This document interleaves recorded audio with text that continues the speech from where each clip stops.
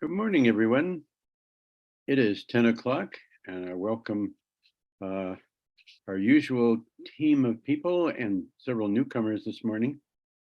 We're looking forward to hearing Maria Redmond, and she's going to talk to us about Tony Evers' plan for climate change. We're delighted that Tony is back in office, and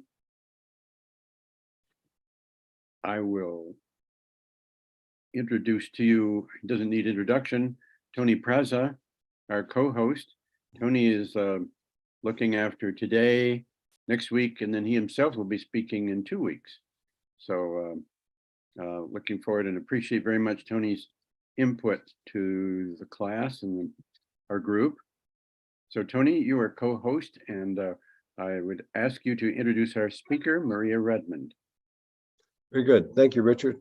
So Ms. Maria Redmond serves as the director of Wisconsin Office of Sustainability and Clean Energy and has worked for the state of Wisconsin for 21 years. Hard to believe. Yeah. Maria is accountable for planning, administration, oversight of state energy programs and policies. In addition to helping with development and implementation of the recommendations from the governor's task force on climate change. Maria is leading the implementation of the state's first ever clean energy plan.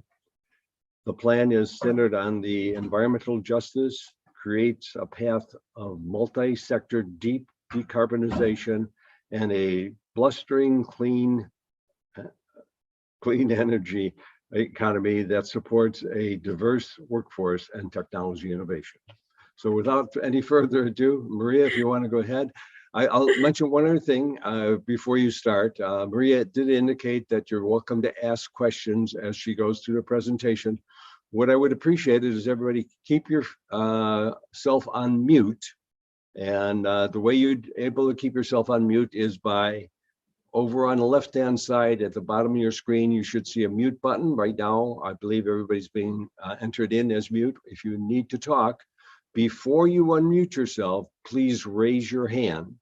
And the way you raise your hand is if you go over on the right-hand side below Richard's picture right now, there's an indication of reactions. If you click on reactions, you can do that right now.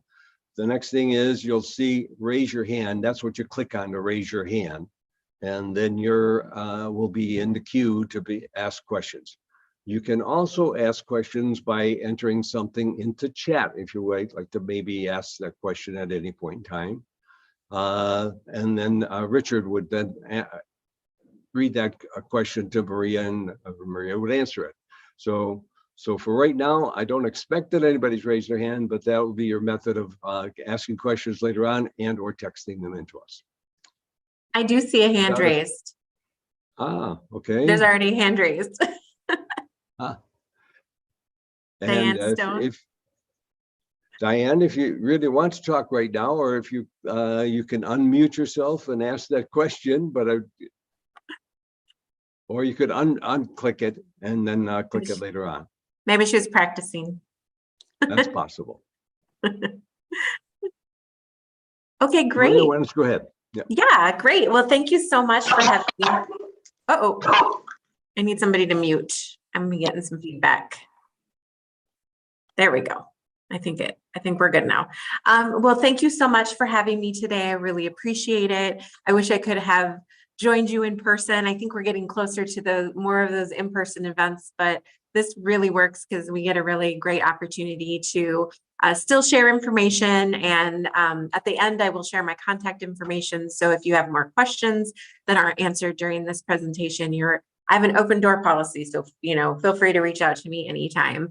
One thing I'd also love to learn after I'm done presenting is more about your organization. I was invited to speak and I always love to learn about what people are focused on and how we can collaborate in the future as well. So it'd be great if I could also learn more. But today I'm here to talk about Wisconsin's first ever clean energy plan.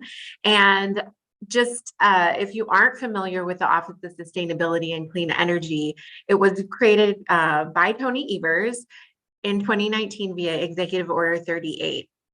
And really, we work on planning and policy development related to climate change and transitioning to a clean energy economy. And so really, the state of Wisconsin doesn't have a Department of Energy. So we don't have a central Department of Energy.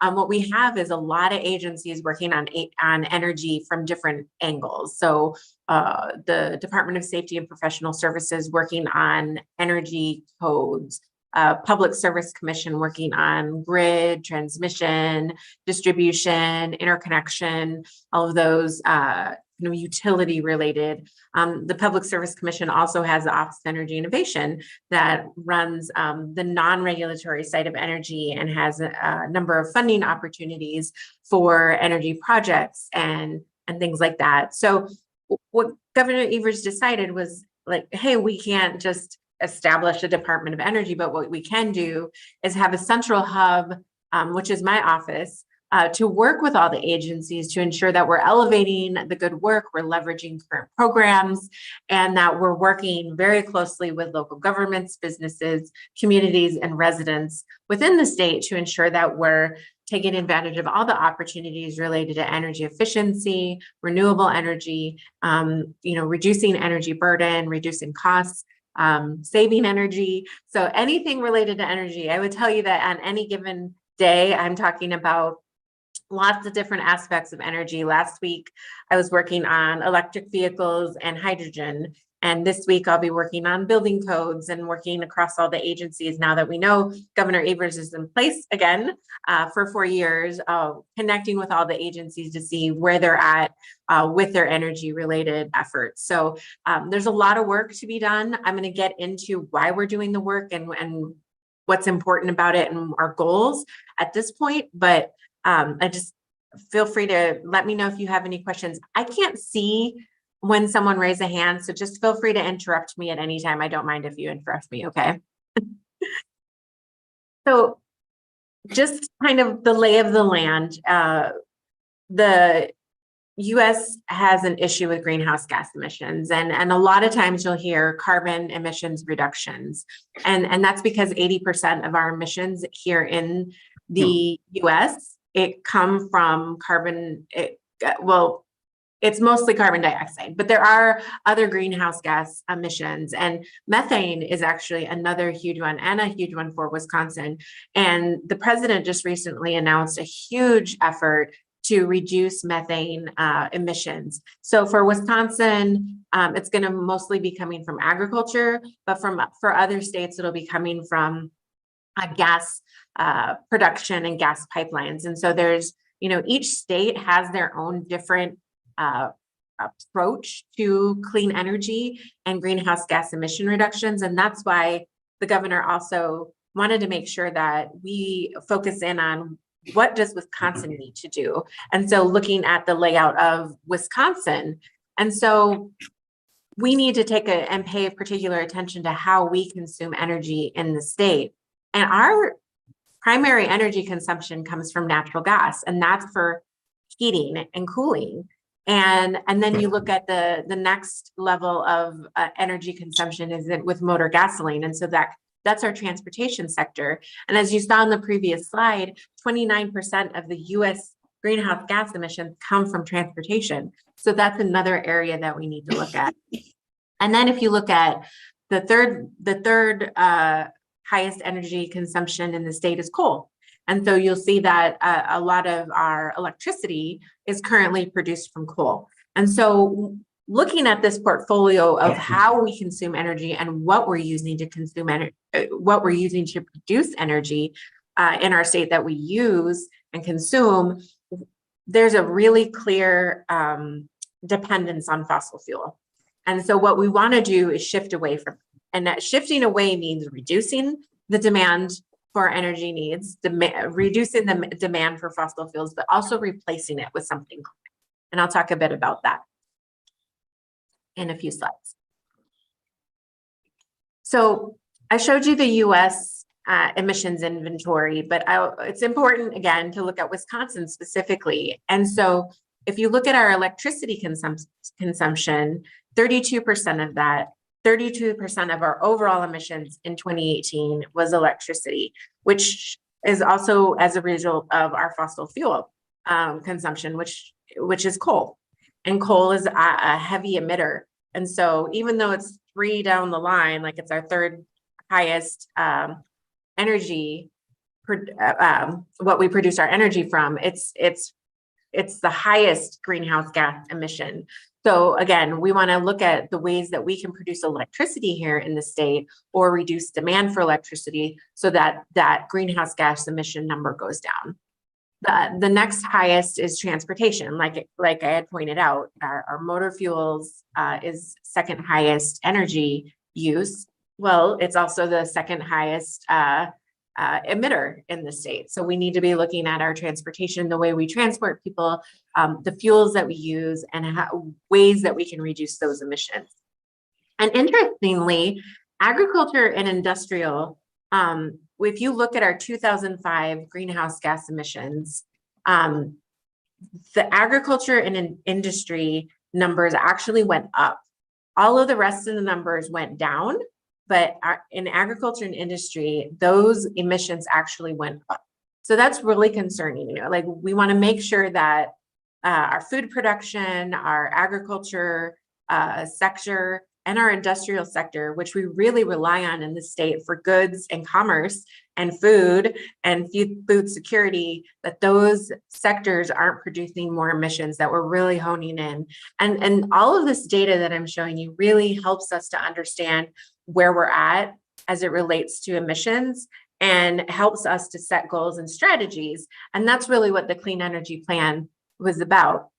So when you look at the Clean Energy Plan and our emissions impact, what you'll see here is this is the business as usual. So if we did nothing forever until 2050, I just say forever, but till 2050, you see that our line just remains pretty flat. If we were to implement every strategy in the Clean Energy Plan, which I'll be talking about a bit more in a minute, the different strategies, if we were able to anything that's measurable and has a metric, we would be able to reduce our emissions by halfway to zero.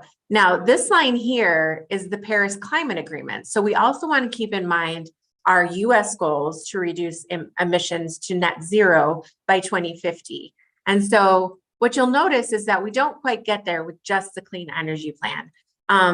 This is where the Governor's Task Force on Climate Change recommendations come into play, because it's not just about the energy sector. It's also about conservation. It's also about carbon sequestration. It's about forestry. It's about agriculture.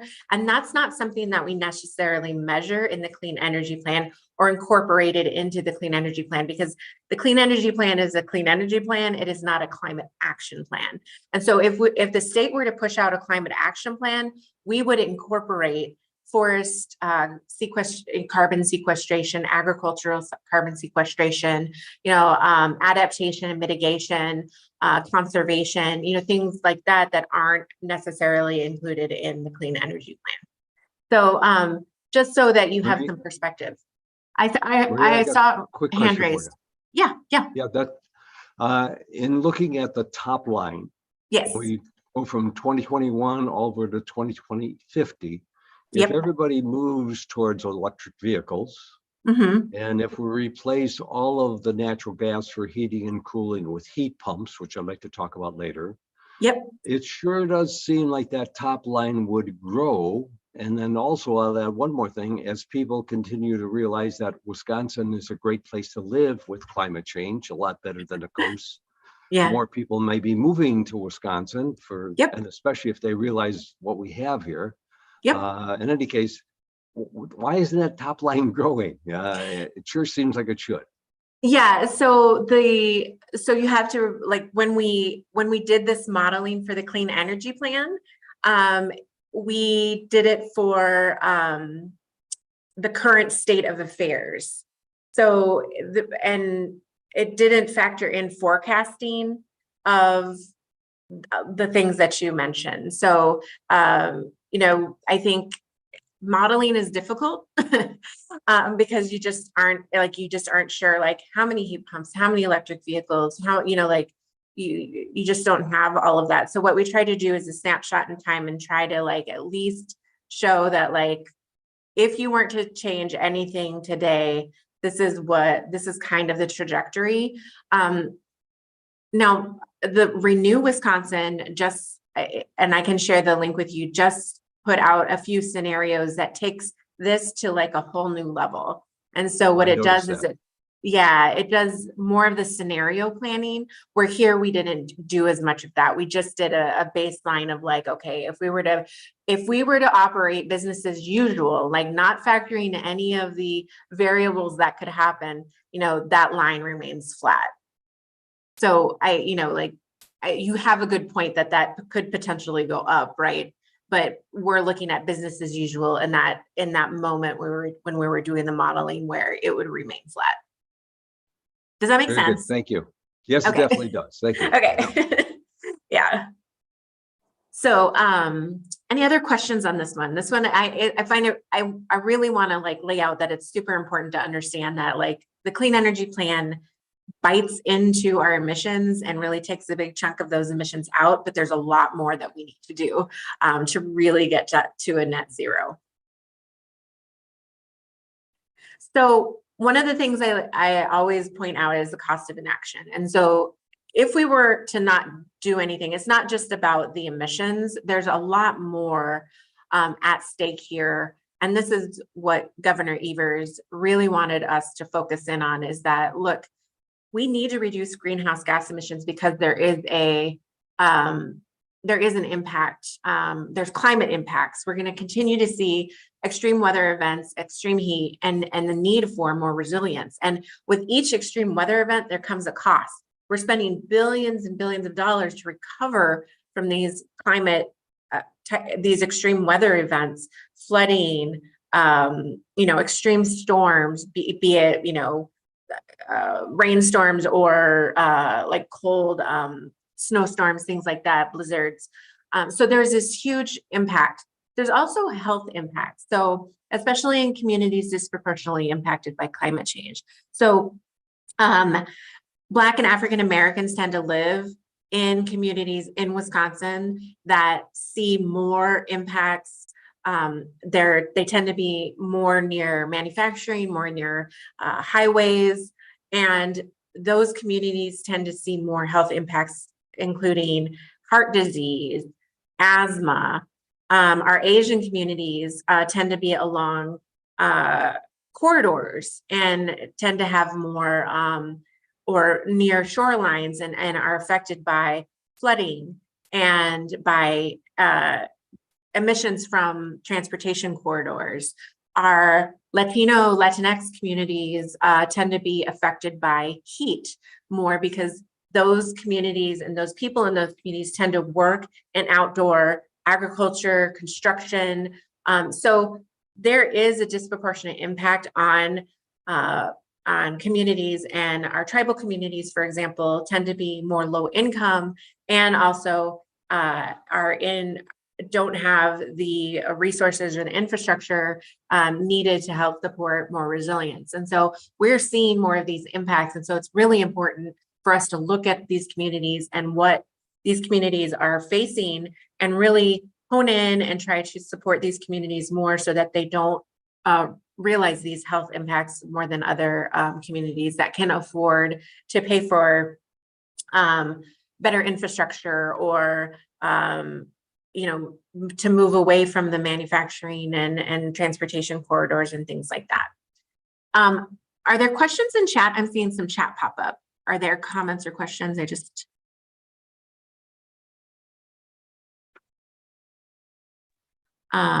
was actually a question to me, and I can answer that question at this point in time. It was associated with the indication of what might happen in the future if we were to switch to cars. And let's say we switch cars, but we didn't switch our coal plants. If we built more coal plants, what would end up happening, of course, is we'd generate a lot more carbon.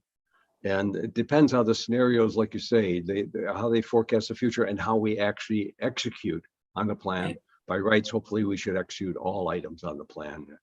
Right. Hey, Tony, this is Lee. Can you hear me?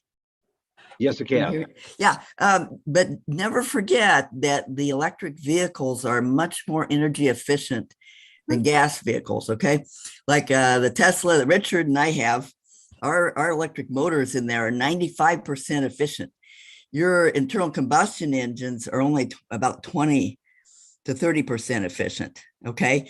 That way, outweighs how the electricity is being made, because the electric vehicle uses so little energy, period, to move forward, okay, compared to a gas vehicle.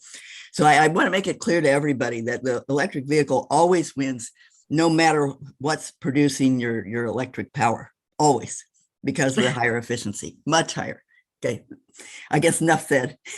Very good. Well, and I would agree with that. I think the challenge is that for light duty vehicles, that is definitely the case. As we start moving into medium and heavy duty vehicles, that is really an energy, like the amount of energy that you need for those bigger vehicles is really, there's a lot. You're talking about like gas stations that are going to need like 3 to 4 megawatts of energy, which is huge. And so again, where is that energy coming from? And down the line, we're definitely going to we want to make sure that any energy production, while there is that efficiency, if you're talking millions of vehicles using this, electric, we still want to make sure that energy is coming from a renewable source or from a locally generated energy as much as possible. So so I think this, just to keep going here, one of the biggest things that like really hits home, and I always throw this out, is energy spending. So if we continue to spend the money in Wisconsin that we do on energy, we spend $21 billion on our energy needs. So this is money that we earn that comes out of our pockets to pay for energy, $21 billion. And what's interesting about this is that our renewable energy production in the state is around 9%. Right now, it's pretty low compared to our overall energy, which means that that energy is likely being produced here in the state. Which also means that we're buying energy from out of state. That's our petroleum. We don't produce petroleum here. We don't produce natural gas here. We don't produce coal here. But we need, those are our top three.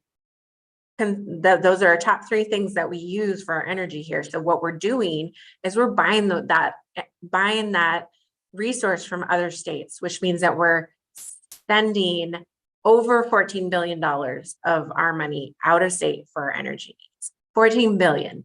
So if we could think about the ways that we could either be more efficient, reduce demand, keep more of that money in our pockets, or produce our own energy here via renewables, solar, wind, renewable natural gas, hydro, whatever, different options we have.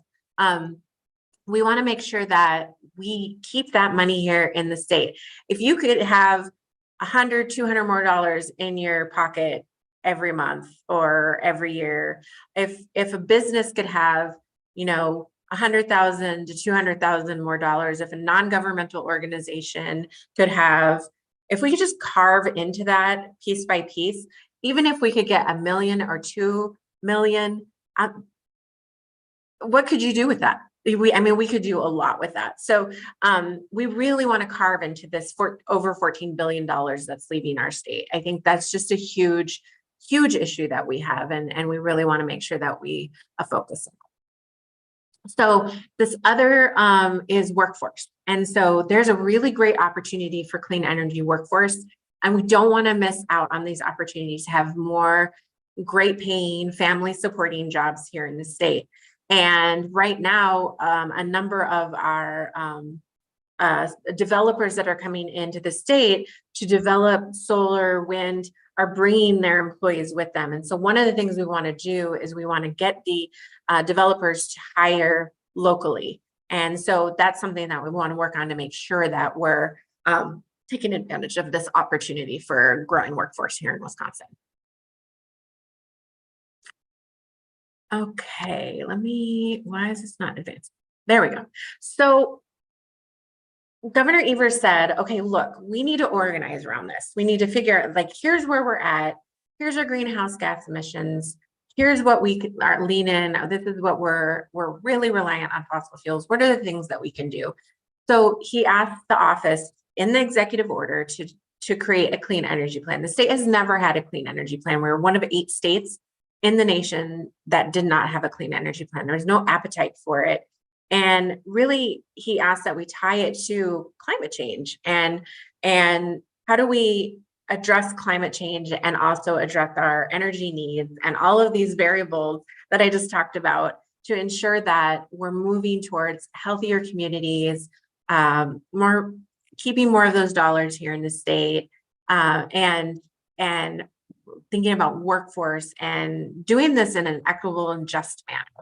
And so what we did is we had a lot of conversations over a couple of years, and we created key pathways and strategies, over 70 of them, that are actionable and high impact, with a focus on Governor Evers' goal of 100% carbon-free electricity consumed by 2050, but also making sure that Wisconsin plays a significant role in the Paris Climate Accord, and that we are looking at net greenhouse gas emissions below 50 to 52% 2005 levels by 2030. And so we wanted to keep those as the central goals, but that understanding that the electricity consumed by 2050 is the power sector, but that there are other variables in there, like was mentioned before, like if we increase our electrification for transportation, what impact is that going to have? If we increase electrification, beneficial electrification in buildings, what impact is that going to have on our electricity consumed? And so looking at the whole, focusing in on the carbon-free electricity, but recognizing that we have to look at multi-sector, multi-resource. So not eliminating anything, like we're looking at all resources, nuclear, renewables, our regular, where are we at with coal? Where are we at with natural gas? All of the different resources that we have here in the state, and what can we do? I would also like to point out that we have summaries of our clean energy plan, and we also wanted to ensure that it speaks to as many people in the state as possible. And the top 3 languages in Wisconsin are English, Spanish, and Hmong. And so we also created a summary documents of each of the plans in those languages so that we can make sure that we get out, we get as many communities involved as possible. So in addition to those goals of greenhouse gas emissions, we want to make sure that we're reducing the disproportionate impacts of energy generation on low-income communities and communities of color, making sure that we have more clean energy jobs, always thinking about reliability and affordability. We could shut down every coal plant in the state right now, but what would happen is that prices would go up, and energy prices would go up because we'd have to import more energy because we need to make sure that, we're producing that here and managing the affordability and reliability. And also lots of lights would go out because we don't have the necessary local resources right now to be able to produce the energy that we need. And so there has to be a balance. And we want to make sure that as we move forward, we do it in a methodical, thoughtful scenario planning type way to ensure that system is there to support our current needs, but also being forward thinking and changing along the way. And also making sure that we protect human and environmental health. That's one of the costs of inaction, is that we really want to make sure that we're reducing those emissions so we have healthier communities, more prosperous residents in our community that are able to work or able to recreate and enjoy life in Wisconsin. Is there anything? I see some stuff popping up in the chat. I don't want to neglect the chat if there's questions popping up there. They're mostly comments. Okay. People are concerned about California shutting down Yep, plants before they had nuclear yep, and ready, because the wind and solar are very intermittent and very inefficient. right, exactly, exactly. And so we're like, we learn from their mistakes. So we, Right. we definitely wanted to take more of a conservative approach to start to figure out like, okay, we're just, this is the first time the state has really, really dug in and paid attention to this. And so we want to make sure that we're not just eliminating everything just because we want renewables to Good. be the golden ticket, right? Yeah, So they've got the name golden ticket. We as a group are not convinced of that, but right. as you know, so Yeah, it's sensitive thoughts, but we welcome your input very much. yeah, absolutely. So the clean energy plan was not just something that like just came out of nowhere. Like we wanted to make sure that we were having really in-depth conversations with as many people as possible.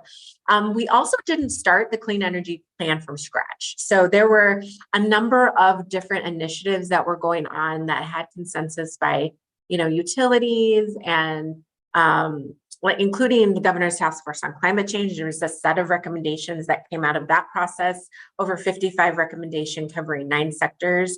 There were some regional efforts that were going on, including the mid-continent power sector roadmaps, building sector roadmaps, transportation roadmaps.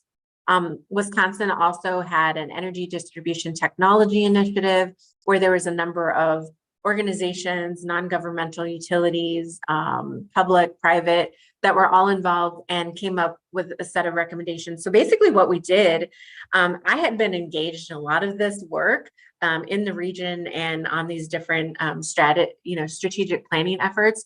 What I did is I just brought and merged all of those together and organized it in a way where there's just like basically a big smorgasbord of options for different things that we could do as a state based on these other strategic planning efforts. And I went out to all of these people on the screen and I said, and all of these different organizations, and I said, what speaks to you and what do you think would be the most impactful in reducing emissions, but also the most actionable? Recognizing the challenges that we have here in Wisconsin related to any legislation and getting any legislation passed.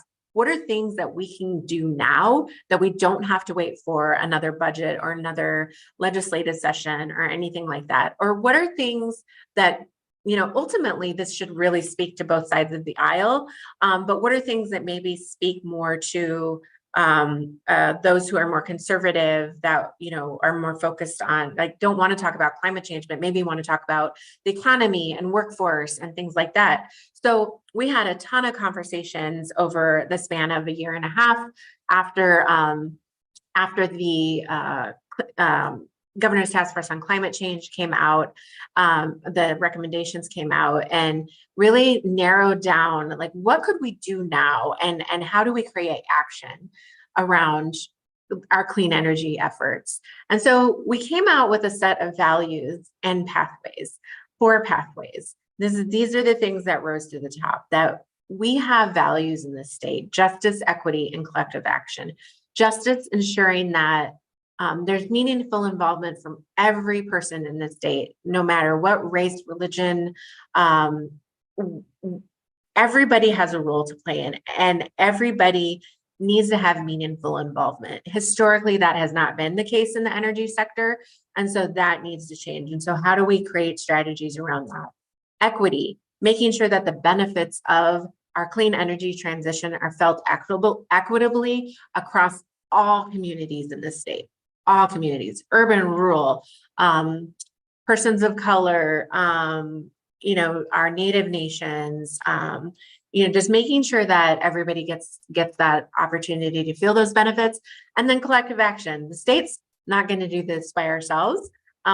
When it comes to deployment of, say, utility scale renewables, or management of our nuclear facilities, or management of looking at ways to reduce emissions at natural gas plants, or like our current activities, that's really on the utilities, right? That's not the state. Like, we can push as far as we can, but the utilities have to take and step up and do some of that work. Also communities, when it comes to engagement and education, we're really, you know, reaching out into the communities and making sure that we're making sure everybody's involved as much as possible in this. And even as a resident, what are you doing within your home? And every little bit counts. What you're doing and the energy that you're saving in your home. If you decide to put it and you're able to put, you know, solar on your home, or if there's an opportunity to invest in community solar, every little bit counts and every bit adds up. And so that's what that collective action is about. So we came up with 4 pathways: accelerating clean energy technology deployment, maximizing energy efficiency, modernizing buildings and industry, and innovating in transportation. And woven throughout the whole plan is ensuring within all of those pathways that we're prioritizing health equity, environmental justice, and equitable economic development, making sure we're fast tracking that workforce and just transition. And just transition is really thinking about those fossil fuel jobs. And as we start to move towards more clean energy jobs, what are we doing with those folks who are in those jobs, and ensuring that they can transition into either a new industry or into another job that they're interested in that supports their families. So not just abandoning people, is taking people along for the ride and making sure that we're supporting those folks in the transition. And then accelerating government-led efforts. So we need to be within our state agencies and within federal government, state agencies, local government, we need to be leading by example. And we need not tell everybody to do this and then not do it ourselves. So this is a priority for the state to ensure that we're leading by example. So this is really just highlights. I do get into it a little bit more, and so one of the things that we really want to make sure that we do is launch an Equity First program. So really what that is making sure that we, anything that we do related to clean energy transition and workforce, that we're centering that on equity first, and making sure that that everybody feels like I mentioned, gets to feel the benefits of it. But unfortunately, there's not organization around that. And so Slipstream, Elevate Energy, and Illume right now are working on the framework of what does an Equity First program look like. And what they're doing is they're cataloging all of the organizations and agencies throughout the state. I think the list is probably going to be about 5,000, 6,000. Likely it's going to be a large list. But all of those different organizations that are working on working with people, working with residents. It could be those working in affordable housing. It could be those working with health issues. It could be lead abatement. It could be like Focus on Energy, who's going and doing energy efficiency or renewables work. It's all of the different touch points that we have with communities and with the residents of the state, and figuring out how do we ensure that everybody has an opportunity to be able to take part in this clean energy transition. So it seems really big right now, but we have a group of people that are working on a framework around that and what that looks like, and how do we make sure that everybody takes advantage of this. And so this is really important now, especially because of the federal funding that's coming. So we have the infrastructure law that's pushing a lot of money out to a lot of different entities, the state, local governments. But more importantly, the Inflation Reduction Act. There's going to be a lot of opportunities for residents to take advantage of tax credits, and just a lot of different opportunities there. And we want to make sure that people know what's available to them, and that they know what they are able to take advantage of, and be able to get the money to people and be able to get those tax credits to homeowners, or like how do we make sure that people who live in multi-unit dwellings are able to take advantage of the tax credits as well. Just again, making sure that everybody gets to play a role in this program. So the next one is workforce development and making sure that we may have an intentional effort to employ Wisconsin workers and businesses. So I'm working with the foundation right now to secure some funding to do a workforce inventory. And really what that will do will define a clean energy job for the state. We'll define and lay out all the different pathways that a clean energy job, like if I were to quit my job today and I want to jump into a clean energy job, how would I do that? How would I come out of high school and move into a clean energy job? What is that? And how many of those jobs are available? And so really it'll be sort of that baseline setting of what types of jobs are available and what different pathways, what different programs can support clean energy workforce, who's already doing some of that work. So it'll be an effort that we're working on with Economic Development Corp, as well as Department of Workforce Development and some local workforce agencies and non-governmental orgs working in this space. So workforce is a big deal, and we want to make sure that we get that workforce inventory pulled together. And ultimately what we'd like to do is, as part of the Clean Energy Plan, we have a strategy in there to launch a workforce advisory council, a clean energy workforce advisory council that would include tech colleges, labor, universities, businesses, folks who are working with justice impacted individuals who are coming back into society that need a job, like just making sure that we look at it holistically, and we have a council that is working on this directly. Go ahead. We have a question here. Yeah. Are you considering building incentives into aid formula, such as municipal aids? I think so. One of the things is one of the strategies within the plan is to leverage current programs as much as we possibly can, because that is the most actionable thing that we can do. And so that's one of with the framework, especially with the Equity First program, is understanding all the different programs out there and ensuring that we leverage those programs. So working closely with our local governments, our CAP agencies that are working in communities, all of the different economic development organizations. So the answer to that is yes, but there's, again, needs to be some organization around that. Good, thank you. Yeah.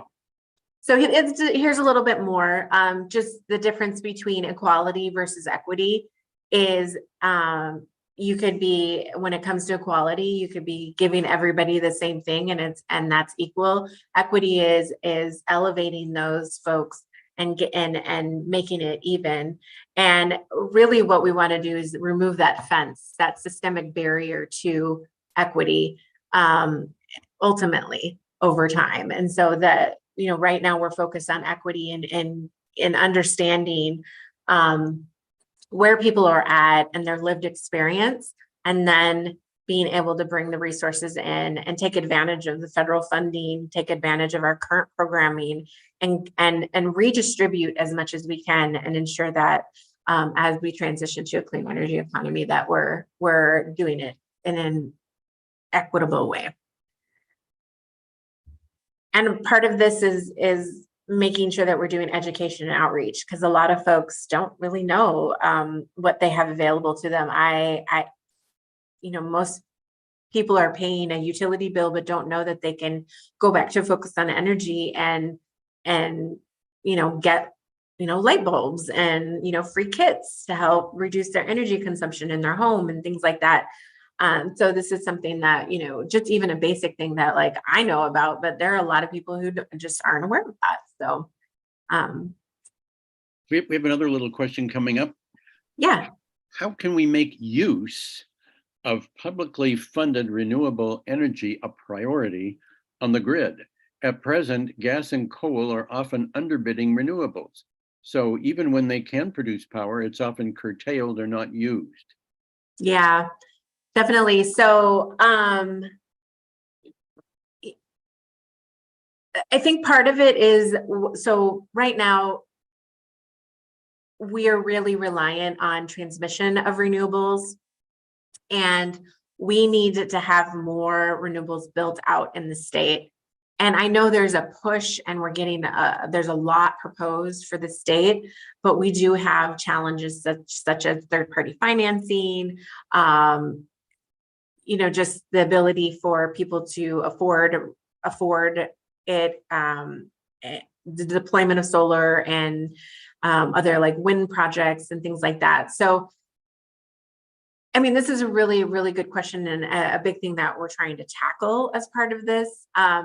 It's just, we don't have the saturation of renewables and availability of renewables at this time. And we're trying to like push to get more of those renewables deployed so that we can lean in on those more, so that they're not offset by these gas and coal. And natural gas is just a big thing that is like a thorn in my side, because we don't want to build more natural gas facilities, but our utilities lean in on natural gas as emission reductions, because there are less emissions than burning coal, but that's not where we want to go. We want to go towards renewables, but right now it's hard to find that balance because of our energy needs. We also need people to reduce the amount of energy. So efficiency is going to play a big role in here. So there's so many different variables at play that it's like putting this big puzzle together. And that's why education and outreach is going to be super important, because we need people to reduce the amount of energy so that the renewables, we can deploy more renewables and help the renewables to meet the demand, a lower demand for energy. So it's kind of trying to find that balance. Sure. I have a little question at this point, not directly related to your slides, but it's indirectly. So about 20 years ago, we had a governor with a different point of view, and we were given federal money to build high-speed rail from Milwaukee to Madison as part of a long-range plan from Chicago to Minneapolis. And that was canceled because the governor at the time thought it would be too much responsibility for Wisconsin to take on its maintenance. And we were pretty appalled about that decision. Is there any plan by Tony Evers to look for federal funds to renew that most unfortunately canceled plan? So I don't know that there's plans to renew that. I would have to talk to his office about that, because I'm not sure that they're going to rehash that. Sure. But land use and transportation demand management is definitely something in our queue that we want to look at, and how we move people around. And so that could potentially come up as an opportunity. Like, I was driving to Milwaukee the other day with the governor's office, and I'm like, wouldn't it be nice if we were on a high-speed rail train right now and doing some work and not driving, right? Absolutely. So, so I think chance. Yeah, so it is something that certainly we can explore again. But I can't tell you if that's like in the plans. Now, the Clean Energy Plan in and of itself is a living document. And so we want to update it. So if there is, that's a great suggestion and a great question. And so if that's something that we want to build into our transportation, to reduce the amount of emissions of people driving, and get people on the train, I wouldn't see why we couldn't, look at that as an option for the next round, right? There could be, the issue is seeing if there's, making sure that there's funding available. In the past, there was funding specifically available for that. And so we turned it down. And so now the question is if we were to bring it back up again, would that funding be available, and where would it be from? Maybe the infrastructure law would have some funding, but it all need to be scoped out again. Exactly. Yeah. The IRA might be a great opportunity. We'll look into that. Thank you. Yeah, absolutely. So jumping into power sector strategy highlights. So one of the things, one of the pathways is accelerating to clean energy technology. to minimize, and we were specific to accelerate to clean energy technology to recognize that there are lots of different sources of clean energy. And so I know someone had a question on nuclear. We include nuclear in our portfolio as clean energy. There is some controversy around the waste associated with nuclear, but the reality is that Wisconsin current energy consumption, 16% of that is nuclear. So we don't want that to go away. One of the things that we want to do is look at the future of nuclear, and is there an opportunity to look at fission versus fusion and the new advancements in nuclear. But we do recognize that ultimately we have a nuclear facility and it is clean.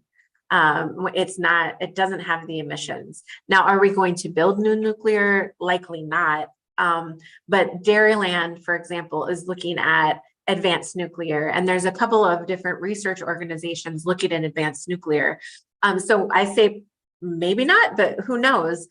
We don't want, when I mentioned at the beginning, it's a multi-resource, multi-sector approach. Right now, we don't want to eliminate anything because we want to make sure that we're looking at holistically what does Wisconsin have to offer when it comes to clean energy, and nuclear is a part of that. So I know there was some questions on that. And for the person who had questions on nuclear, was there any specific questions you had related to that? If that person's on. I think several of us are interested in Dairyland because we're in touch with him through a small subgroup of this organization called Friends of Fission Midwest. Okay. And we've been talking with the CEO, and he's working with other utilities. I'm glad to hear that you and Tony are interested in Dairyland, and I think it forms a prototype of other ways to change from coal to nuclear. We've got the Columbia plant up on the Wisconsin River about to shut down in 3 years or so. And are we going to have to replace that with gas, or are we thinking about nuclear? That would be a great opportunity. Yeah. And I think ultimately, everybody is very renewables focused.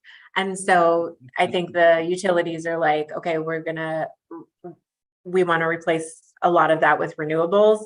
But then also, I do think we need to be looking at advanced nuclear as well. If that opportunity is there, that's going to have a huge impact. We really have to, because solar and wind are not only intermittent, they're requiring gas backup oftentimes, and they last 1/4 to 1/5 as long as a nuclear plant. Nobody takes that into account. Right. So those are important things. We shouldn't just jump on the fastest, simplest way and say renewables, because renewables have limitations. They can't support the whole grid. They can only be partially supportive. Right. And it has to be, exactly. It's going to be, we don't want to rely on one thing, right? We want to make sure that we have a few different options, because you never know, what's going to happen, and that it helps build resiliency when you have more options to lean in on. But what we really want is those options to be clean. Yeah, we've got a bunch of questions coming in. I don't know how many more slides you have. Maybe we can hold them for a little bit until you show us. Yeah. How about I just run through quickly, and then happy to. Energy storage is going to be super important. Demand response, distributed energy resources, carbon capture, community solar, utility scale solar. All of these are a part. I should throw nuclear in there as well. But it really is an all of the above approach. Also to recognizing that we need to support R&D, we need to support innovative financing. And so with the Inflation Reduction Act, there's seed funding for green banks. And so we're exploring the opportunity for a Wisconsin Green Bank, where we get federal funding, but then leverage for every dollar you get, hundreds of thousands of millions of dollars, depending on how you structure that. And that money goes out to support clean energy projects and clean energy jobs. And then also working very closely with our regulatory agencies to ensure that the Public Service Commission and MISO, our Mid-Continent, now my brain is shutting down, the transmission organization Sure. We know. is that we're all engaging and that we're all working together and that we're in sync as much as possible, that we're not like working against each other, or if there's something we don't agree with, that we're all like communicating to ensure that we're creating a collective path forward. And then I had mentioned agriculture and industry. So we also want to make sure that those sectors that are seeing an increase in emissions, that we're understanding why those emissions are going up in those particular sectors, and then we're working directly with those. And so we want to do another analysis. We want to do a version 2 of the Clean Energy Plan, and also do a greenhouse gas emissions analysis and see what the impact of these strategies and working on these strategies, and if they're bringing down emissions, and then making adjustments along the way to ensure that we're seeing emissions reductions across all the sectors.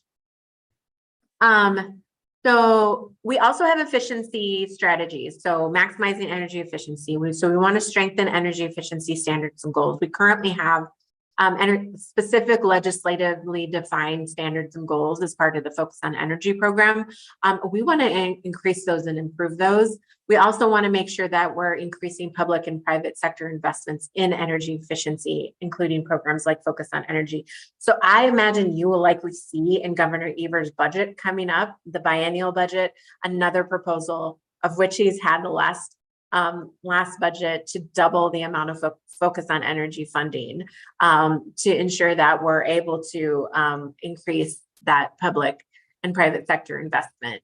Also leveraging current programs, I mentioned this before, along with bringing in more federal dollars, looking at energy efficiency strategies for agriculture and schools, and then creating financing options. And so again, efficiency is about lowering that demand. We need to lower the demand for energy. And it's not just electricity, but also natural gas. So reducing that demand in buildings and industry. Maria, we have a question from George Erickson. Yes, Yeah. I see that. George? Go for it. How's that? Unmute. There you go. Can you hear me? Yeah. Okay. I have a bit of a problem with the definition of clean energy because there's a huge difference between the sources, and I don't mean coal. I mean between nuclear, wind, and solar. Yep. I don't see how that we can talk as if they're equivalent when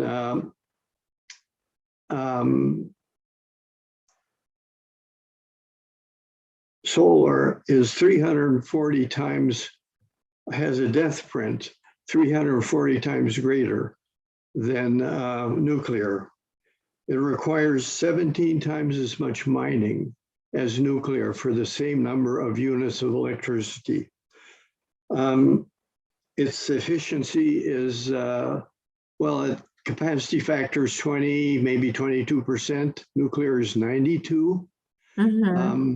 And yet everywhere we go, we see these things talked about as they're all green. Well, they're not equal. They're far from equal.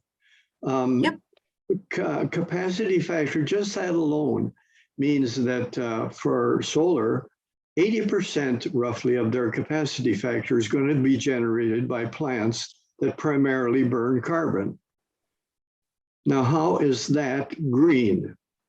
And we don't talk about the birds and bats that windmills kill, or the fact that they require far more carbon-intensive mining per unit of electricity generated than nuclear power, or the fact that greenhouse gas emissions, nuclear comes out on top again. Instead, we're subsidizing solar $250 for every dollar we give to nuclear power. That's federal. And the states often add even more. in my opinion, we are shooting ourselves in the foot. And we are doing a very bad job of doing the science on cutting back on coal, which we did because we had very ignorant green organizations that resist considering nuclear power. And we had carbon companies who leaped on the wind and solar bandwagon because it still allows them to sell a lot of carbon products because of the renewable inefficiencies. Yeah. Yeah. And you have a really good point. It's the trade-offs, right? So what you're talking about is the life cycle cost of all of renewables, and comparing, apples to apples. And Right. and there are trade-offs, for every technology. And so I think there is, there's no good answer to your question, I think, or it's not even a question. Like you make a really valid point, and this is something we struggle with all the time. It's like, what is what is better to move forward with solar and wind and nuclear and even natural gas is what utilities are leaning in on for cleaner burning fuels and less emissions, versus our current fossil fuel production. And so I think we're at a starting, like and especially in Wisconsin, where this is our first clean energy plan. And we did a couple different models that included all the different types of technologies that could change over time. And so I'm more than willing to have the conversation to look at the life cycle cost of solar, wind, renewable natural gas, nuclear, and do the comparison. People are very, very adamant about solar and wind because of how quickly you can put it up and how quickly those emissions can be accounted for and reduced. So there's not, like I said, you have a really great point. It's not something that could be totally talked about and resolved here in this meeting, but happy to have more conversations and looking at the full picture of how we approach clean energy here in the state and ensuring that nuclear is a big part of that discussion. I think maybe we should have a meeting with you sometime. Our friends of Fission maybe could have a little chat with you, because most of the people listening in have heard these arguments before. And while they're very good ones to bring up, I want you to get a chance to, we do have lots of time. We have another hour, but would like you to carry on with your slides. George makes good points, and we have heard them. Very good points. Yeah, I agree. And I'm happy to have those discussions. Definitely. I'm open to all discussions related to energy. So I enjoy having those types of discussions. Let's plan on that. Thank you. Yeah. Can I say something? This is Lou Harnish, and George, you bring this up every time we have one of these presentations. I mean, we need a debate on this. It's a move. I think it's unfair in some ways. You don't mention the expense of nuclear, and it's expensive, and there's other issues with it.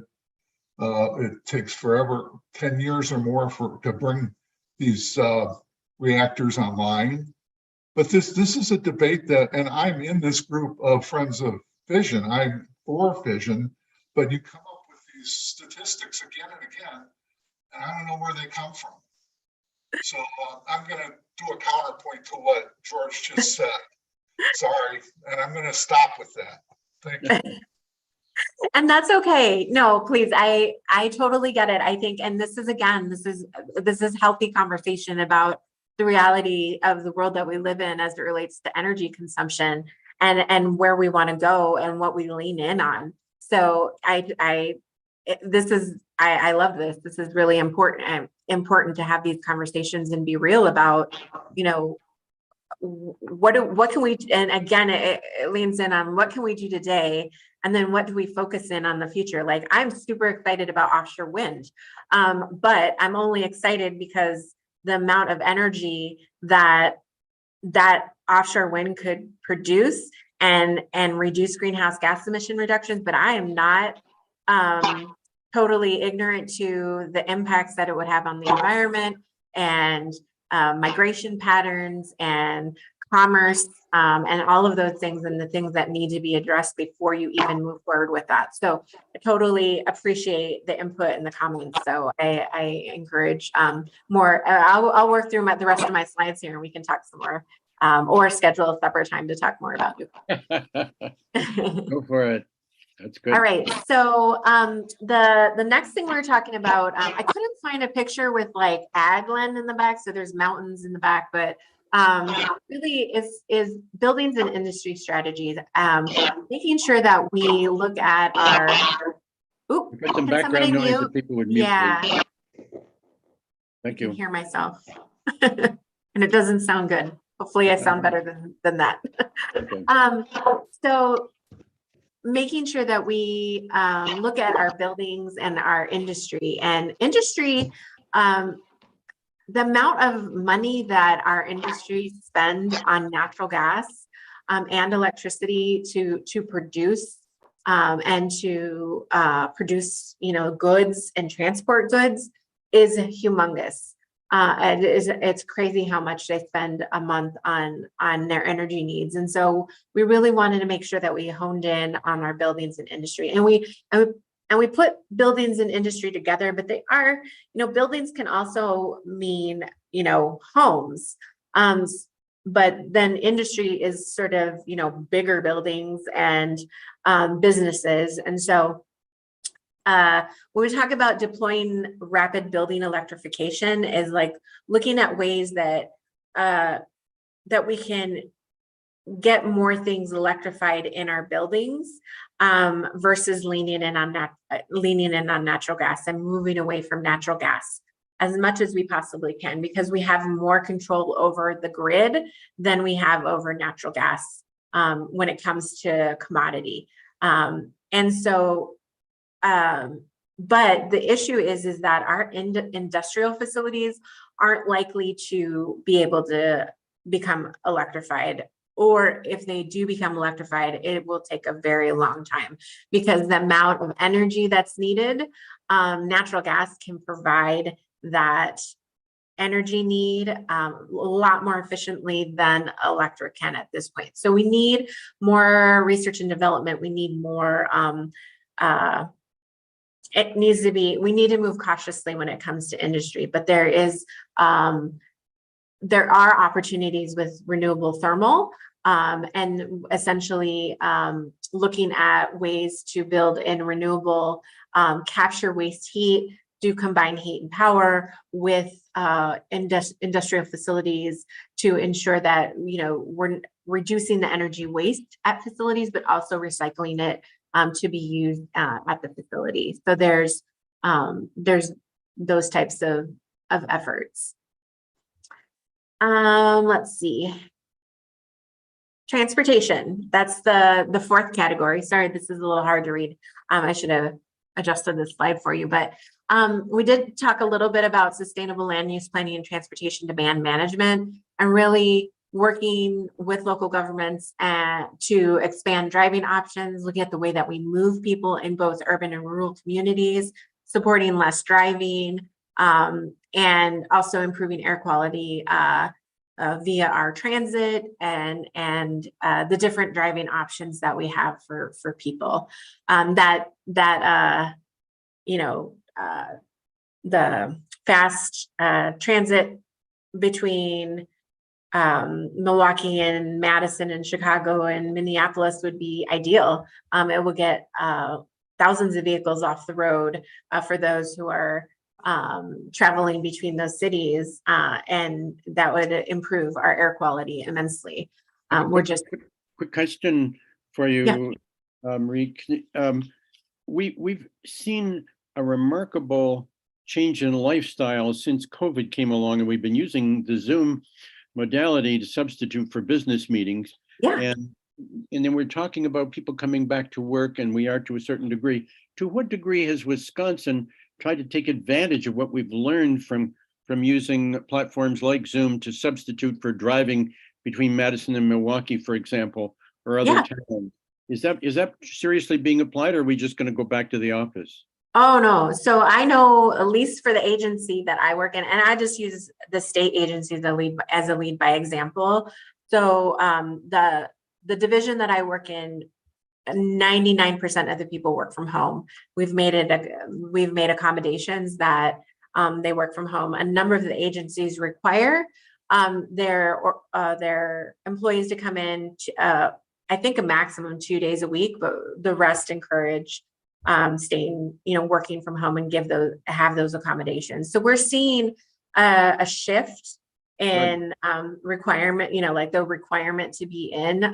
Some essential employees have to come in, but we're seeing a big shift. And so I know that, for example, Department of Administration's Vision 2050, they're looking at our facilities and how many people are actually working in office and consolidating and basically selling facilities. Oh. And basically consolidating state agencies into a smaller building to accommodate those who do come into work, and then ensure, having the remote work. Another thing that the state is doing is if you work, from home, but you need to go into an office, a number of the state agency buildings are offering hoteling. And basically what that is like, if I'm in Milwaukee for the day for something, or I need to go to Milwaukee for the day for something, and I normally work from home 100% of the time, I can contact the DNR and they have a space for me there. They have some spaces for people. Any state employee can come and use that space for work. So that, there's these kind of innovative things where people don't have to have a space, but where there are, state agencies, and buildings, they can accommodate that. So reducing our footprint will likely happen over time, but I know businesses are doing the same. They're consolidating, they're having more remote work. There are some businesses who want people 100% of the time, and that's just their policy. So, we're encouraging we've seen a reduction in emissions, and when the DNR does their greenhouse gas inventory, they do it annually or every other year. When they do their next inventory, likely we're going to see a huge reduction in transportation emissions because they're going to be factoring in that COVID year. Thank you. I appreciate hearing that, because I wasn't too aware of how much we were going to reverse. And while this has been a terrible pandemic with dreadful complications, it's nice to know that we've learned something from it by responding to it in a way that will have long-lasting effects. Good. Yeah. And I have to admit, I have done a drive up to Bayfield and back in a day to do a site visit, and it's terrible, and it's not efficient. And now we can connect, and who knew we could do this all along, right? It just makes for more efficient opportunities. And I'd say the other silver lining in this is that we've been able to reach out to a lot more people. We've been able to have, for our listening sessions for not only the Governor's Task Force on Climate Change, but also the Clean Energy Plan for listening sessions, where we made it to almost every county in the state. We had participation from almost every county in the state, people from every county, whereas had we have, held an in-person listening session in Madison or Eau Claire, it would probably likely would have just been the people from that area. And so I think when we're talking about meaningful involvement and equity, that's really important. So that's another benefit that we've seen as well from this unexpected, change of work. Excellent. Thank you. And so the last thing I have on here is electric vehicles. And so we are working really hard in the state to really figure out how do we get more electric vehicles deployed in Wisconsin. And the state Department of Transportation is receiving $78 million from the federal government through the infrastructure law, and have developed an initial plan called the Wisconsin Electric Vehicle Infrastructure Plan to kind of map out charging locations within a certain distance of each other. I think it's 25 to 50 miles along current transportation corridors. The intention is to get those gaps filled so that somebody can refuel along the way, recharge along the way. Sorry, I've been in the refueling business for too long, and I just need to start recharging. And then I'm working with the region, including Indiana, Michigan, Illinois, Minnesota, and Wisconsin. We have 5 states that are part of Rev Midwest, and it's the Regional Electric Vehicle Coalition, Midwest Coalition. And the idea with this coalition is all the governor's office is committed to work together to start addressing medium duty and heavy duty transportation electrification across corridors. So while our DOT works on the the current filling of the gaps for passenger vehicles, we're also working regionally to figure out the larger vehicles. And in addition to that, we also have a corridor called the Lake Michigan Circuit, which is super fun and exciting. And the idea of that is that if you're traveling around the lake for tourism, to stop at different locations, that you would be able to do that in your electric vehicle and not have to worry about a charge. So working with hotels, points of interest, restaurants, whatever it may be, along tourist related, along, chambers of commerce, whatever, working in that corridor, that you could be able to stop and be able to charge. So there's lots of different opportunities related to that. And then looking for different opportunities to help fund infrastructure beyond what we're getting from the state or from the feds, but also getting the word out to folks about the Inflation Reduction Act and the infrastructure law, that funding is available for electric vehicles. And then we want people to be aware and also be able to take advantage of those tax incentives and try to get as much of those tax incentives realized here in the state as possible. Maria, this is Tony. Got a couple of A comment associated with the electrification. Yeah. I've had my electric vehicle for a little over about 2.5 years now. Richard and I think Lee have had a few years longer. In any case, I definitely found it a challenge at times getting it back and forth to relatives. Okay. And what's happening right now, which I think you're probably aware of it, Electrify America and Walmart have partnered together. And I've now used their location like 4 times associated with it. And it's worked out extremely well. They have multiple sites at every location. It's only once that I found it totally filled. There were 12 slots, 12 EVs. Wow. That probably was a site. We had to wait 10 minutes before. That was outside of Milwaukee, actually. And we had to wait around 10, 15 minutes before we could pull ours in. And it's excellent, but I would say this much: 90+% of all my driving happens without charging anywhere else other than my home.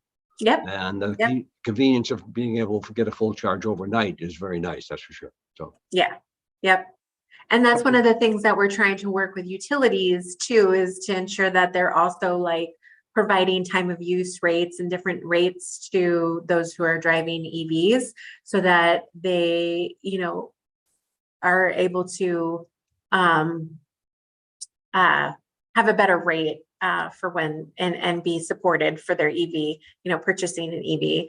Also trying to address the $100 fee that we charge for at the Department of Transportation and DMV, and seeing what we can do to offset that so that you're not punished for driving an EV as well. So these are all different things we're working on when it comes to programs and policies, but it's encouraging to hear, and we want to continue to support deployment of EVs as much as possible. But also too, just so you know, it's not just about electric vehicles either. We're also looking at other types of fuels.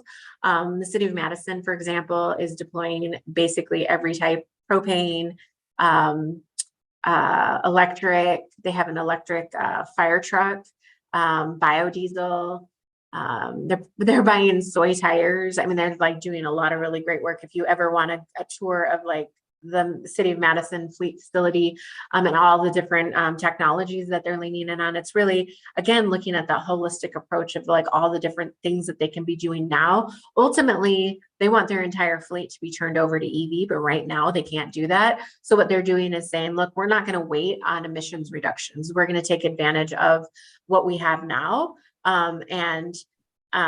Like Dane County, for example, has a whole fleet of compressed natural gas vehicles, but they're using renewable natural gas from their landfill. So there's a number of local governments who are working on these lower emitting fuels and reducing greenhouse gas emissions right now with what's available now, with an intention of moving over to EVs when they become more available and cost effective within their fleet.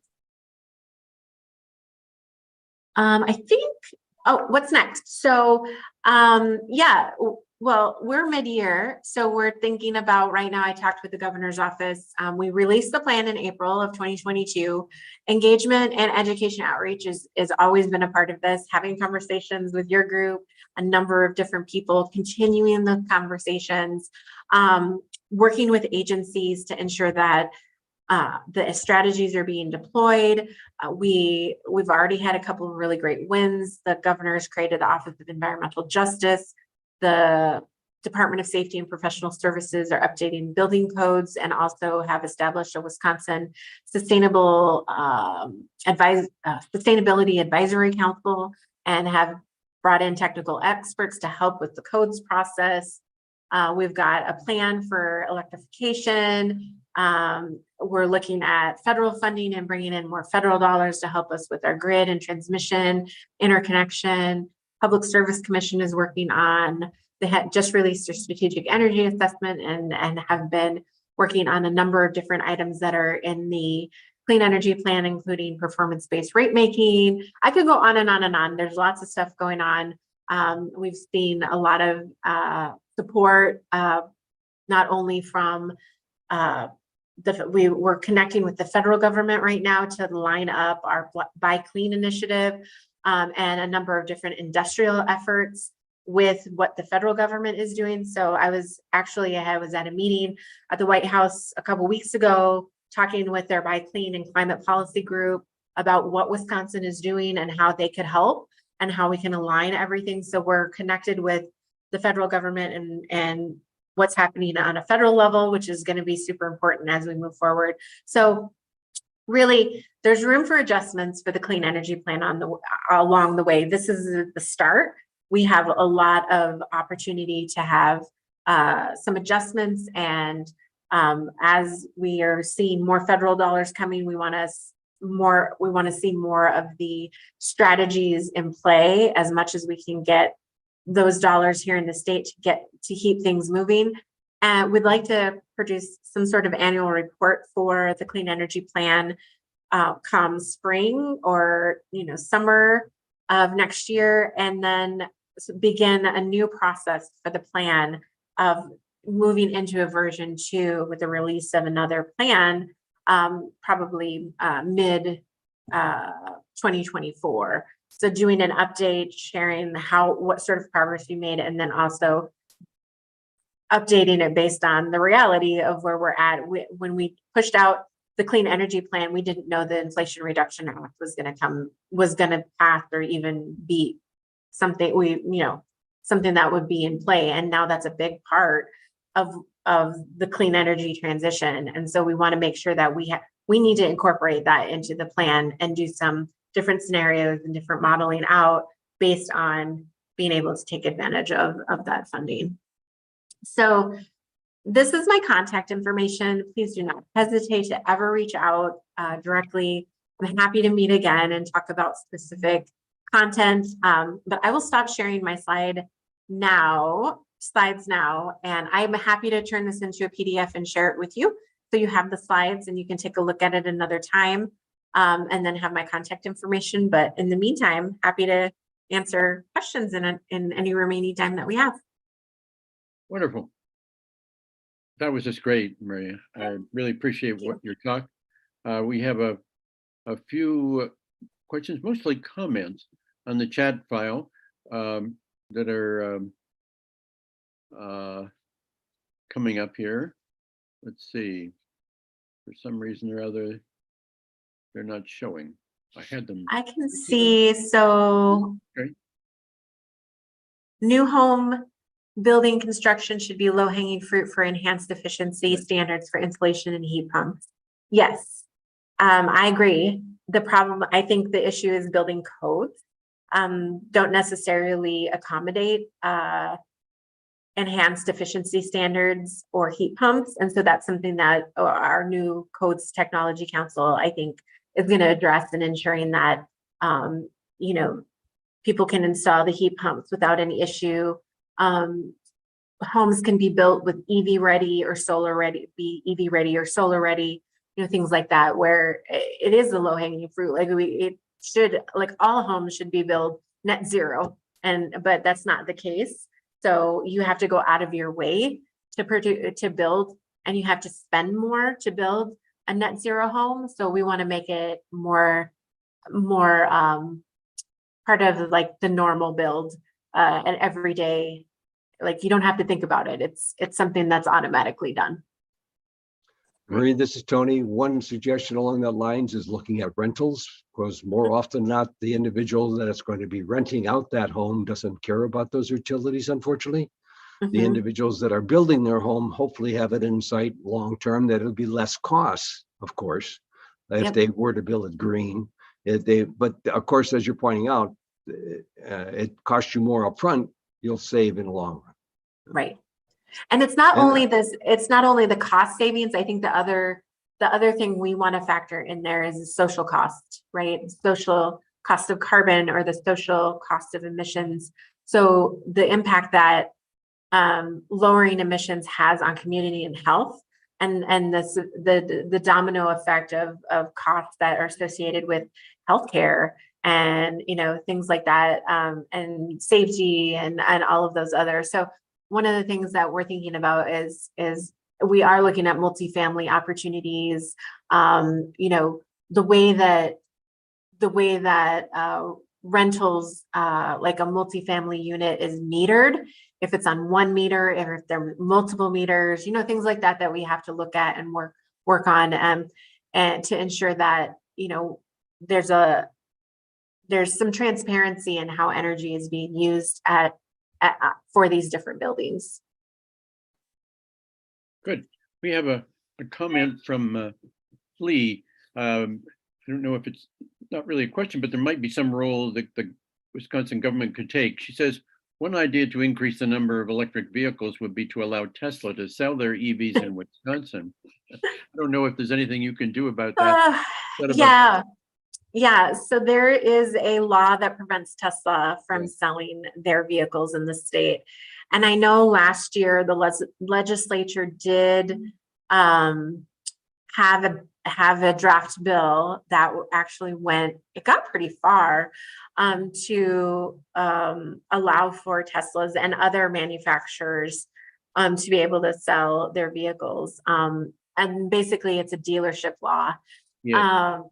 But it didn't pass because the automotive dealers had a really strong voice in the process. And so I think when legislation like that comes to play, it's really important for you as folks who would like to purchase these vehicles, and people and organizations that would like to see that law repealed or you know, adapted to the times, is that like that needs to go away. Like we're losing opportunities for business here in the state because of that law. Like it's Not only that, but we're covering green lawns with used cars that don't need to be there. And Musk has taught us that, and we're not learning from him. We're just fighting it. It's the wave of the future he's showing us. We don't need all those cars in those lots. Right. One thing you're also losing is sales tax, because you could sell Yep. more There you electric go. vehicles. Right. Yeah. And Illinois is getting all of our money, right? That's right. Because everybody's going to Illinois to get their Yes. vehicles. Yeah. The same, I mean, it's not just Tesla. Rivian is another one. There's a lot of different manufacturers that are coming out that aren't necessarily like a Chevy, Ford. You know, there are independent manufacturers that aren't able to sell in the state. And so as more models become available, we lose that commerce here in Wisconsin. I hope that we can talk the manufacturers into modernizing and getting onto it, especially, I forgot about the sales tax. It's a very good point, Lou. Yeah. We really ought to put some pressure on them. It's just common sense, and they haven't kept up with the times, and they refuse to change. It's not like Yeah. we have COVID sort of forcing us to change our behavior. There's no real force other than, I don't know how much pressure the state can put on them. I guess not much. Richard, this isn't a point in our favor. However, if I remember, and I'm writing this in the chat, if I remember correctly, the sales tax when I bought my Tesla in Illinois actually got paid to Wisconsin if you Oh, live did it? in Wisconsin. I think that was the way it went. I'd have to look back at my paperwork, but I'm pretty sure that was it. So that doesn't help our cause any, but I just wanted to bring that up because I think that's the truth of what the matter is. We have a not to be outdone by Tesla. Alan reminds us that he's had a Volt for a couple of years now, a Bolt, B-O-L-T, and 40,000 miles, never paid for electricity away from home. And he, I don't know if he's noticed it, but I haven't noticed any increase in my electric bills. It just seems to get into the wash. And so it's like having free gasoline. You don't have to bother going to the gas station, and where the prices are enormous. The only time I go in now and again is for a little bit of air in my tires, and they don't get anything for that. So, we ought to consider it more. I think it might be enhanced a bit, and I'm glad to see the charging taking place, because for those who don't have Teslas, we really need more stations. Yeah. Oh, definitely. Definitely. And I think so there's a lot of, with the deployment of the charging stations, they're, making sure that those stations can, charge as many different types of vehicles as possible. So they're using the universal CHAdeMO, connector, to make sure that, that you have confidence in knowing that if you are traveling, that you're able to refuel efficiently and quickly, and have the same user experience that you would have, maybe a little longer, just a little longer to charge. But having level 2 and DC fast chargers where we can, so that you can get a quick charge and be on your way. I'd like to make a plug for Focus on Energy. It's a wonderful organization, and I'm wondering if they are working on advising people to do more what we call loosely geothermal, but really amounts to using heat pumps in a creative way. We're starting to do that more and more. When I saw Focus on Energy, they talked me out of using electric power for our house dryer, and persuaded me, this was 15 years ago, to make it gas powered. And of course, now we think totally differently. I imagine they do too in their recommendations. But do you know if they are encouraging people to consider heat pumps? So this is something definitely that we've been talking about more, and trying to get Focus to adjust their incentive structure to be more towards geothermal, ground source heat pumps, as well as air source heat pumps.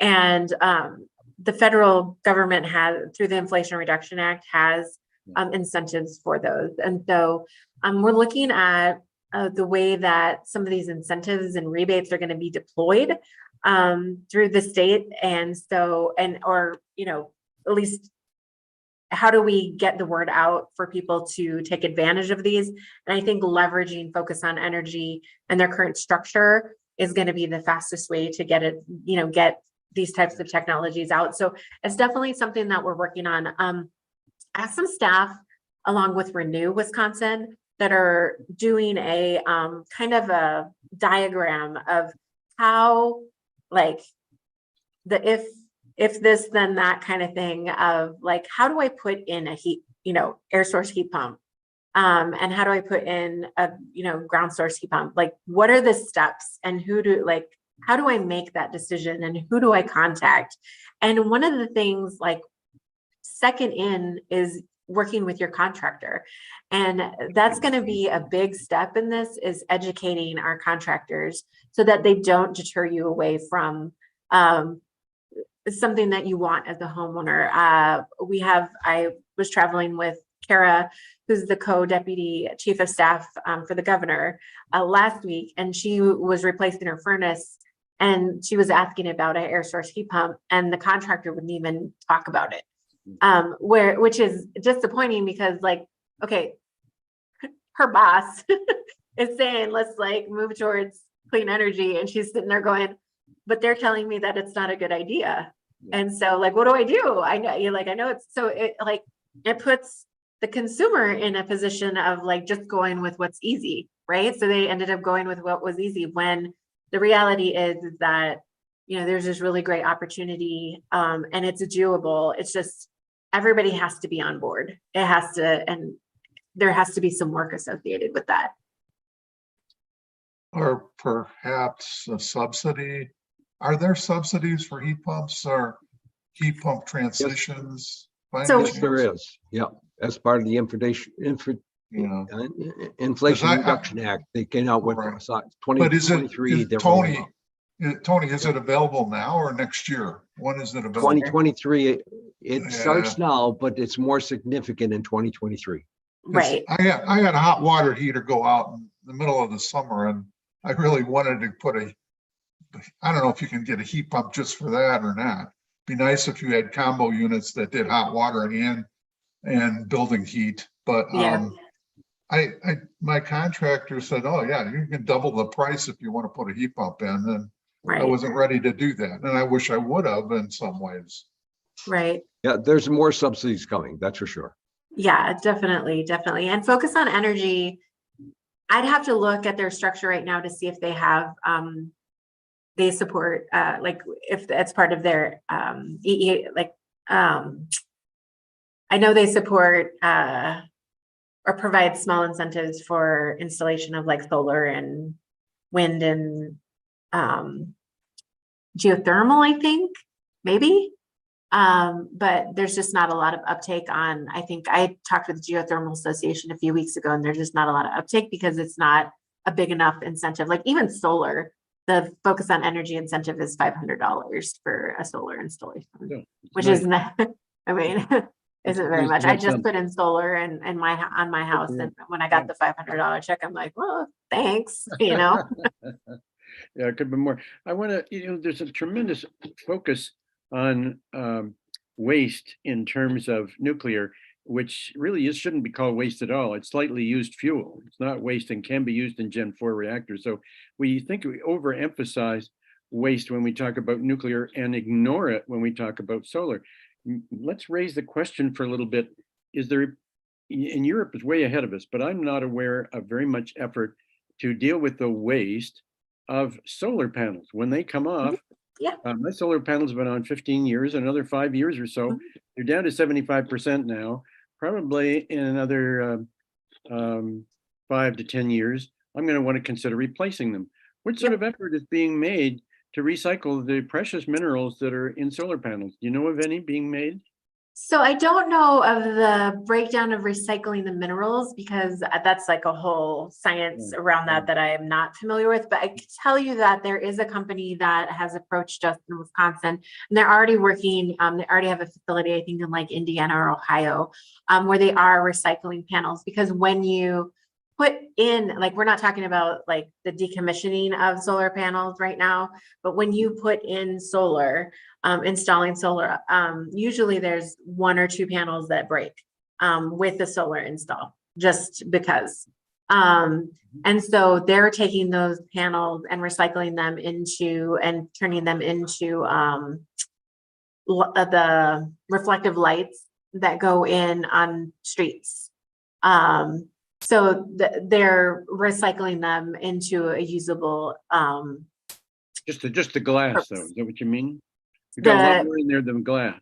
Yeah, I mean, I don't know, that's what I say, like, I don't know Yeah. the whole technology and the whole process. They're able to recycle the whole panel. Okay. So just like, I could Right. have to, I'd have to connect you so you could like talk to Yeah. them more about the science behind it and the technology, but I do, they are working, they recognize that this is going to be an issue, and we don't want to see like what we've seen with wind turbines, where there's just these like, they bury them and it That's causes right. a big problem, right? Yeah, And so that's like the trade-off thing, is like, you don't want to create a bigger problem in the future exactly. than we have now. And so that's those things we are thinking about and trying to address now as we move forward. And- It isn't just a problem, it's actually an opportunity. It's an opportunity for new business. Yep. Yes. Good Yeah. point. Yep. Good point, Doug. Yeah. 'Cause we've So got- Doug had a question here about policy ideas and policies that we're pursuing. And so one of the challenges that we've had, and this is the mindset that I've been in just because I work on policies and programs, right? We've been in a situation where our executive branch and our legislative branch don't get along.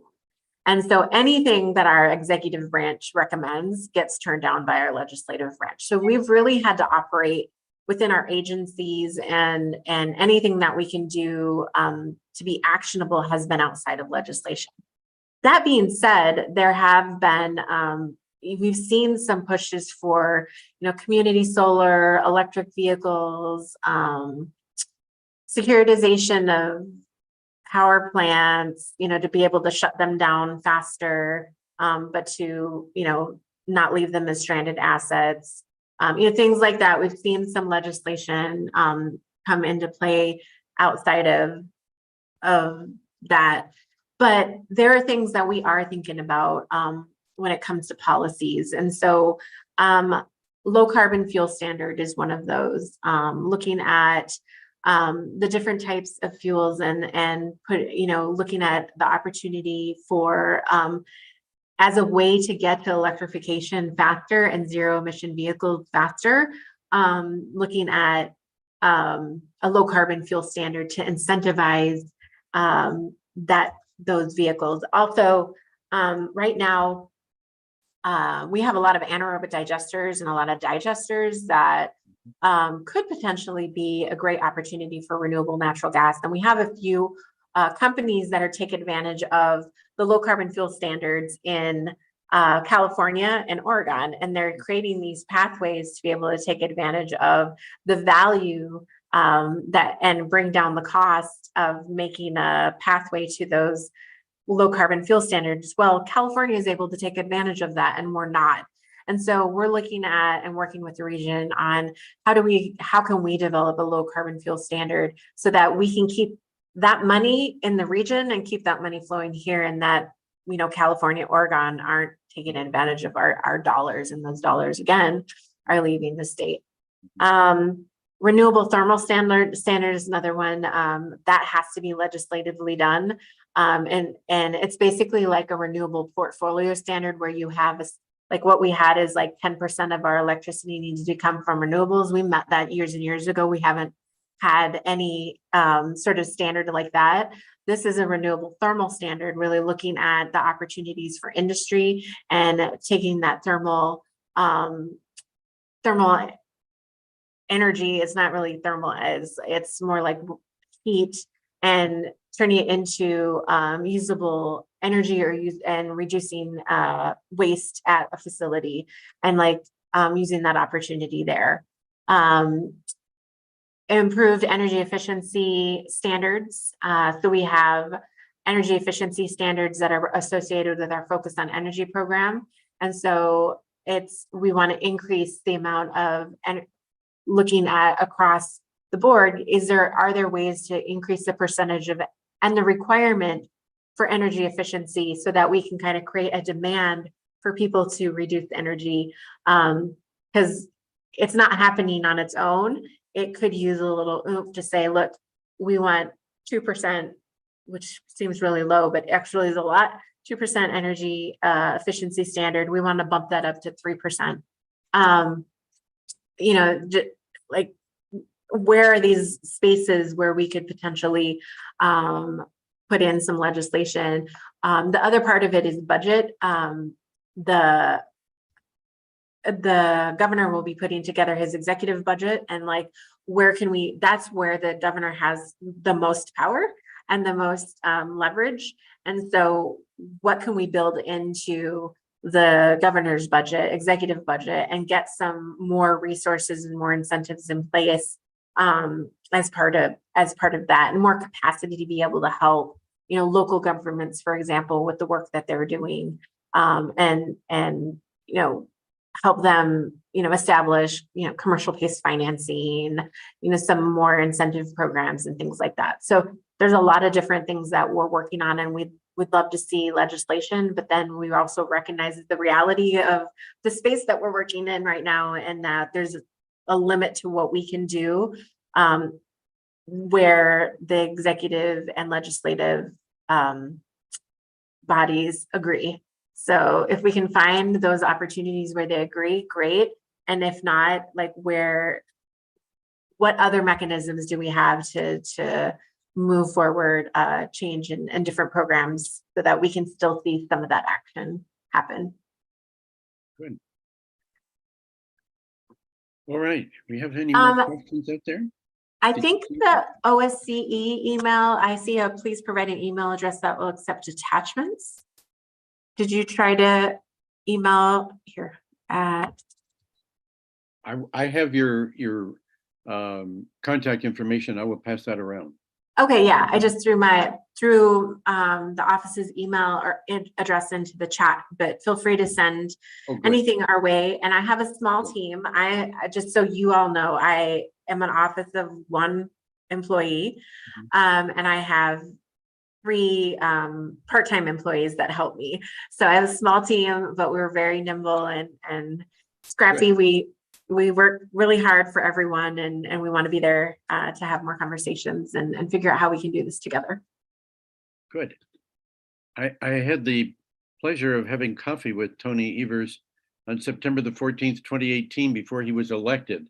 Oh. And I met with him and a couple of other friends of Fish, and we had coffee, and I asked him if he was pro-nuclear, and he said, oh yeah, he says, I was born in Plymouth back in 1951, and he said, that's in Sheboygan and County, and I've lived near nuclear plants on Lake Michigan, and I'm very positive about nuclear. But then the final test came as we were ready to wrap up lunch. I said, Tony, could I take your picture with the other pro-nuclear people? And he said, well, maybe not. Basically, he didn't want to lose any votes. I guess he figured he had it made, but he didn't want to put any at risk. So we need to give nuclear, and I'm expressing some of the other people here, a positive image. And we're glad that Tony, presumably he's still pro-nuclear when you talk with him. Yeah. Yeah. Good. Yeah, definitely. Really pleased that you're aware of Dairyland Power. Brent Ridge is the CEO there, and he works with us on Friends of Fishing often, and we talk with him about getting other utilities involved. I know it's not a state thing. We need utilities, we need activism. And if you have any hints as to where we might meet as Friends of Fishing and work with people within the state, please let us know. We'd be very happy to do that. Definitely. Okay. Definitely. I work with Jennifer Schilling there very closely on a number of different issues. The other thing about nuclear that I'm, keeping in mind is that the governor is part of hydrogen hubs. I don't know if you've heard of those, but the governor signed an MOU with a few of the Midwest states, as well as North Dakota and some states, some additional states, and we're part of 2 different hydrogen hub proposals. And nuclear is part of the hub discussion because of the ability for nuclear facilities to produce pink hydrogen off of their production. And so that's definitely also thinking about, our resources available, that our nuclear facility could potentially be a good place for hydrogen and part of this overall hydrogen and Absolutely. effort. But basically that's through you were talking yourself about heat. We think of nuclear as being making electricity only, But it's the heat aspect of nuclear. Any steam plant only works at about steam turbine about 30% efficiency. So when you look at the number of megawatts that you're getting in a nuclear plant, it's about 3 times higher in terms of the amount of energy that's in the plant. And so we can do distilled water when we're short of water. We can do be involved in the manufacture of steel and any number of things that use heat besides the production of hydrogen. So those are all useful things, and I'm really glad to hear that. Any other questions or thoughts? It's 13 minutes to 12, and if some of you are getting tired in your chairs and want to move around, we might wrap things up if we don't have any more questions pending. While we're looking for that, I want to say that I really enjoyed your presentation, Maria, very, very much. And I think you covered the waterfront very well. Any other questions or thoughts? Anybody want to raise a hand? I don't see Just anything. want to add to that, Maria, thank you very much. I enjoyed the presentation also. I do have a couple things I'll send on to you Perfect. that Yeah. I think were pertinent that I didn't bring up during the meeting, but I'll Okay, copy thank Richard you. on them so he's aware of it too. So Excellent. Okay, Okay. sounds good. Okay. Well, I thank you for the opportunity. I really appreciate it. I love these conversations. It's the favorite part of my job is meeting new people and understanding what you're interested in and just continuing that conversation along the way. So I'd love to keep you and your group engaged in what we're working on here as we're moving forward and You might again, come back and talk to us again. absolutely, anytime. And if there's this particular subject area that you're interested in, if something, comes up and you're like, hey, Maria, do you know anyone who could speak to this, that, or the other? I have a huge network of people that I work with, and not just in Wisconsin, but all over the states and some international folks too. So just let me know if there's interest of a topic of discussion. I'm happy to be a support for you and your organization. So it's You a could pleasure to send meet you. you could send Tony and me any list that you think might be good. Have you seen our list for this fall? I think you've seen our agenda. I don't think I've seen that. Okay, let me send you the agenda for the fall and tentative one for next spring, so you can see where our interests lie. And if you think there are areas that could fill in, you could let me and Tony know. That'd be great. Yeah. You Yeah. could be one of our consultants for our agenda. Yeah, absolutely. Happy to help. Okay, I've Thanks, already got Maria. a You did a question. great job. Oh, thank you. Thank you. Yeah. Who said that? Well done, well done. Lee. Thanks, Maria. Thank you so much. Hopefully someday I'll get to meet some of you in person. But in the meantime, enjoy the rest of your day and week. And it was nice to meet you. Zoom is really great just to see faces. There's an awful lot about facial recognition in our society that is enhanced through the Zoom, and I'm really pleased that we have this medium. We Yeah. tried a hybrid system last week at Oakwood, and only 2 residents of Oakwood showed up, and it was challenging. There's an awful lot of technology to be done trying to hybridize these meetings, and Yeah. I'm really happy that we have at least this platform. So thanks again, Maria. So long Absolutely. to everybody. Thank We'll you see you again. next week, and Tony will be running the show again next week. So look forward to that. Bye-bye. Thank you. bye-bye.